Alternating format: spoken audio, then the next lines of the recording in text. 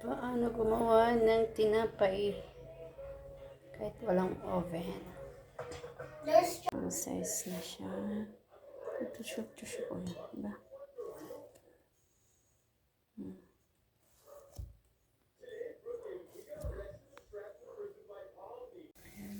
Cheese, mini cheese spread or cheese balls. So, pan natin niluluto. Pan na natin, tapos dapat as in na mahina yung apoy. Ayan, umalsa na siya, guys. Malapit na yan. Mas ganyan yung apoy, as in mahina. Wait lang natin. Ayan na, guys, luto ng ating tinapay. Ayan, may cheese sa loob. Mini siya. Okay lang pag wala tayong oven. Gawin nyo din to, guys. Kain na.